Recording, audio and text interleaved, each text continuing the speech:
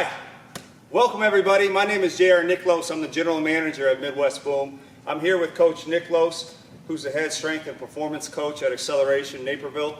We're here to talk about a couple things. Today, what we want to accomplish is a wide receiver skill development workout that you can do in your room, okay? Sometimes it's snowy outside, sometimes there's a blizzard, it's raining, sometimes you're in quarantine because of the coronavirus and you cannot go outside. But that is no excuse that you cannot get better. So today we're going to give you some drills that you can do in your bedroom, in your basement, wherever you have a 5-foot by 5-foot room, you can still get better.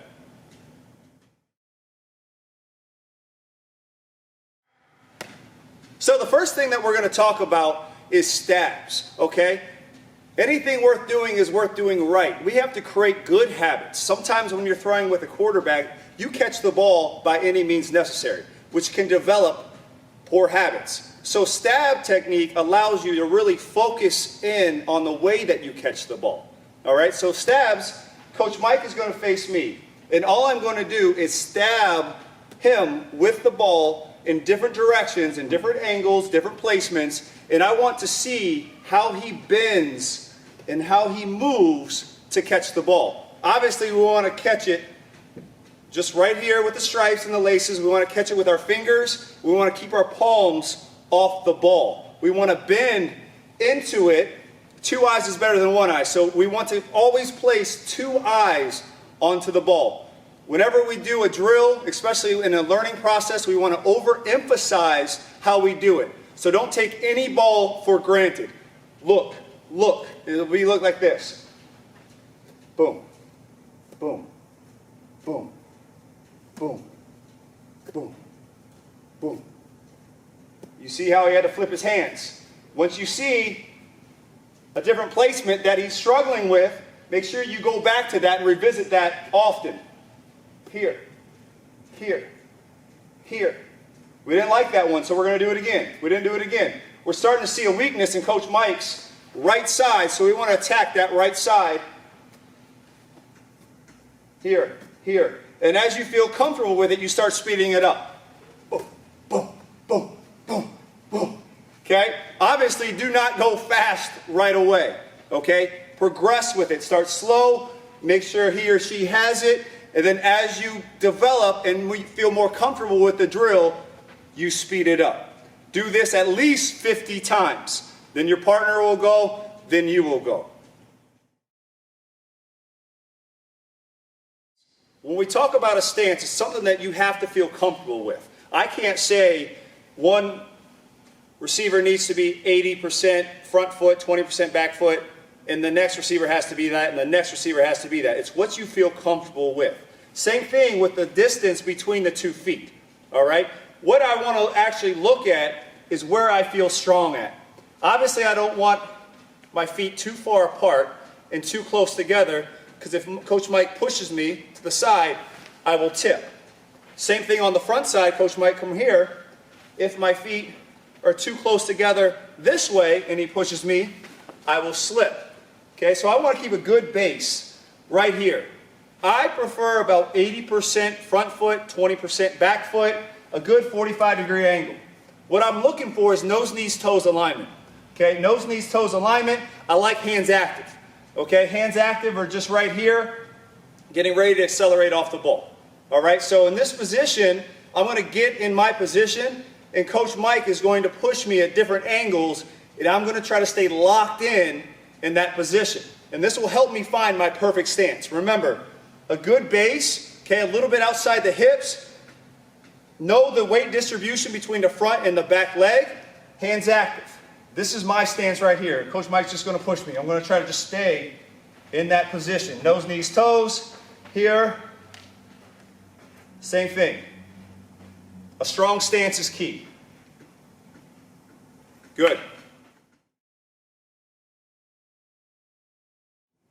The next thing we're going to talk about is a start. Okay? This start is going to be off a press. And really all we're going to work on for our start work is our hand combat. All right? That's one thing that high school athletes, youth athletes don't really focus on because at the high school level, you're going to see a lot of zone. You're not going to see a lot of press. So a high school coach is not going to spend a lot of time in that limited time that he has focusing on hand release. All right, the first thing we're going to talk about is just a drill to work hand coordination and hand speed, and something that you can do with a partner.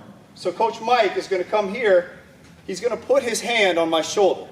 All right, there's 3 points that we can attack a DB on: the wrist, the elbow, and the shoulder. Okay, you have to understand the shoulder will be the most strongest point, okay? But it's the easiest to hit. The wrist is the weakest point, but it's the hardest to hit because it has the most range. To me, the elbow is just that just right position, all right? I can hit it, okay, but I can also still control it. So when we talk about attacking an angle and attacking a point of the arm, we're attacking the elbow. So this drill is just really working on attacking the elbow in different ways, okay? And we can do it back and forth with our partner and make sure we stay balanced. So we're not really even talking about our feet yet, okay? So I hear my right arm. So Coach Mike's right arm is on my right shoulder. I attack with my right arm first to get it off. I want to get that hand off. And then now I go to control, and then I work on daggering through, okay? We don't talk about swim. I never want to see a wide receiver put his elbow higher than his head. That's how you break a rib. So we talk about dagger, trying to dagger through the opponent. So I'm here, boom. Then Coach Mike goes. Then I go, boom, boom. And we can do this over and over again. Attacking the elbow, inside, here, and then get ready for the dagger. The next drill we're going to talk about is being elusive.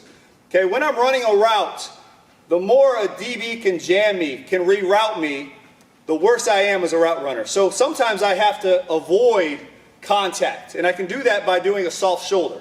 Okay, if I see him attacking a shoulder, I want to stay slippery with that. Same thing with the hips.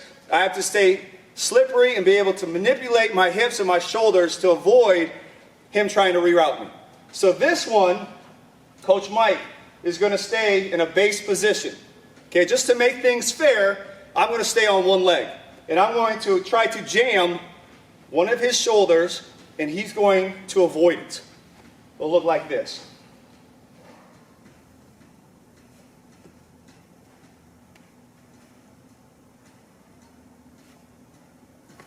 Got it! Rest. You can see the balance allows me to be in control of my body. I can't lunge, which I don't want to do in the first place. And then Coach Mike has to feel natural with being able to see it and turn that soft shoulder so I cannot attack it. All right, next one. You can use an arm. You can use a roller. You can use a broomstick. Okay, just something to extend out. So Coach Mike will hold this for me. I'm just working on 3 different types of releases. One is a rip, one is a dagger, one's a windshield wiper. Okay? The rip, same thing. I like to attack the elbow, and I'm ripping through. Attack the elbow, ripping through. The second one is a dagger. Same thing. Attack the elbow, dagger through. Attack the elbow, dagger through. And finally, the third one is just a windshield wiper. They're putting 2 hands. They're not very aggressive with them. You're just windshield wiping on and off to get his hands off you. So use a foam roller, use a broomstick, use somebody's arm to just practice those 3. Okay, so rip would just be here, boom, boom, boom, boom. I'm attacking and ripping through, violent with both. Okay, dagger, boom, boom.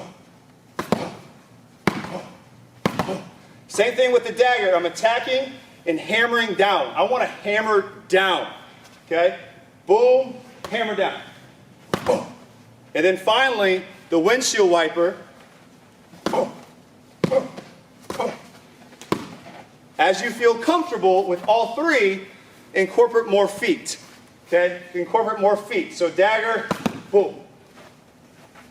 Boom. Rip, boom. Get the feet through.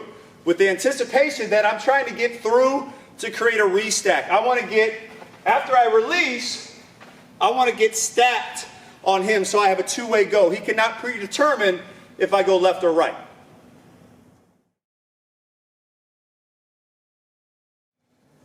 The next thing that we're going to talk about is our sticks. Okay, how we stick a route. There's two different types of ways that you can break out of a route. You can stick it or speed it. So a stick cut, which is a sharp cut, or a speed cut, which is a speed cut. We're going to just do a line drill that works on both. Okay? You're going to find a line, you can put tape on the floor, whatever helps you. Okay, and all I'm going to work on is that stick past the line. When I stick, okay, I have to be able to get that DB to react, to flinch, to honor where I'm going. So if I just use my leg to stick, it won't work. I'm sticking not only with my foot, but with my elbow and my head. I'm trying to force that DB to honor that I'm going to the right, and then eventually I'm going to go to the left, just to get him to freeze, with the goal is to create the most separation as we can possibly create. So for this, you're jogging, stick, jogging, stick, jogging, stick, trying to punch your foot, your elbow, and your head all in unison with each other.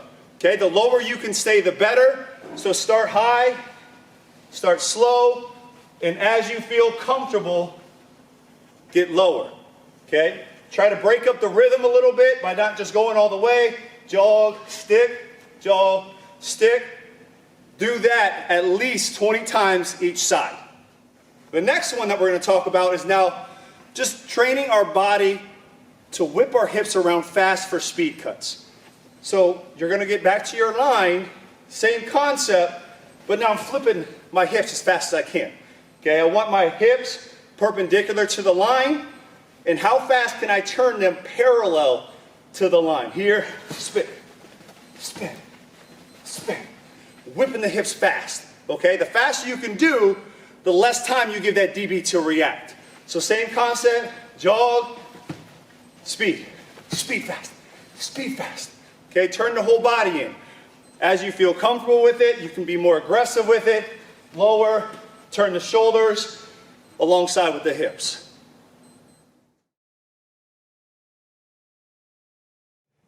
All right, the last thing that we're going to do, and this is somewhat of a finisher. Okay, this should not feel good. If it feels good, you're doing it wrong. We're going to put our body in positions to help us break out of the routes, okay, to strengthen how we break out of certain routes, whether it be a hitch, a post, a dig. We're going to put our body in those positions and lean into a wall or a pole so we feel comfortable in uncomfortable positions. Okay, the first thing that we'll do is just breaking out of a hitch. So what I want you to do is get in a good position here, same thing, nose, knees, toes. Imagine you're breaking out of that hitch, just like this, and you're going to push into that pole, into that wall, as hard as you possibly can.